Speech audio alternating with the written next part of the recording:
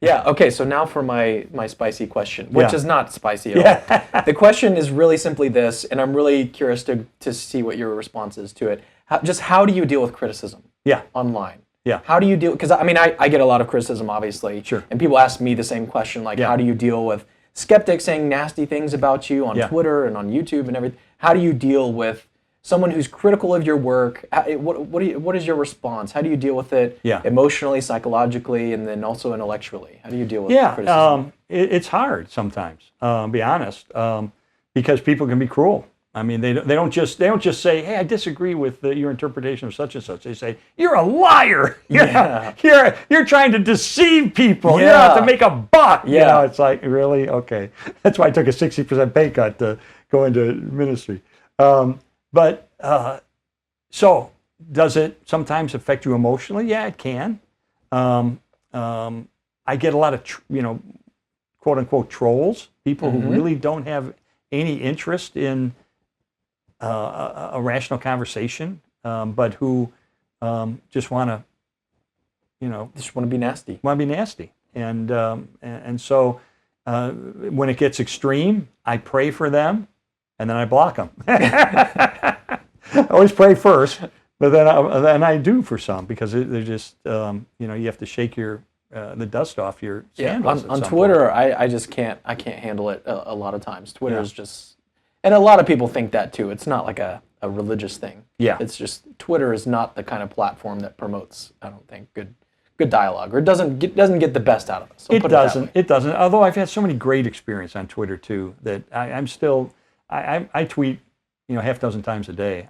I like Twitter. I agree with you, though. It can be a wasteland in many ways. But I've had some really great conversations. And I remember getting an email once from a guy who was just ripping me, and I wanted to rip him back, but I didn't. And I thought, I'm going to reply in gentleness and respect. And I wrote him back and tried to get to the root of what was going on. And as it turns out, the guy was in real dire circumstances, and he had lost his job. He was living on public aid in a trailer, highly educated PhD, had physical issues that were made it impossible for him to work, and my heart went out to him. And once we connected on that level of two human beings, we were able to have a good conversation. I love that, because I mean, that's something we can often forget, is that when we're talking with someone online, we forget that there's an actual person there.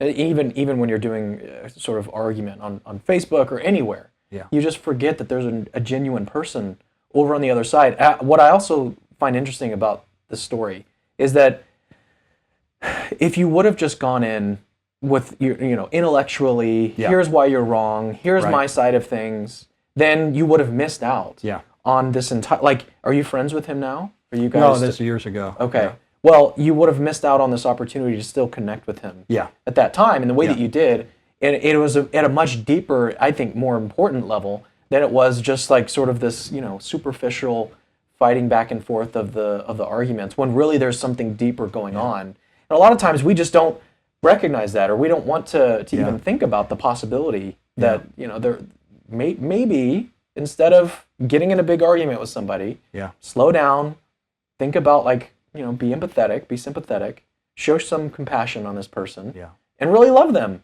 Yeah, and I think we need to sift what they say and hold fast to that which is good and reject that which is not. So in other words, there may be some legitimate point that they're making. Yeah. That you go, golly, I made a mistake, or I can see your perspective, or maybe I should have phrased that differently, or whatever. So sometimes you say, there's a seed of truth in what you're saying, and I want to respect that and respond to that. Hello, Cameron here. Thanks for watching this little clip. If you want more, there's actually a whole interview this clip came from. Just click the link on the screen. Oh, and by the way, we post 2 to 3 new videos a week. So if you're interested in apologetics at all, make sure to subscribe to my channel so you can catch our latest content. And then lastly, remember that Christianity is true.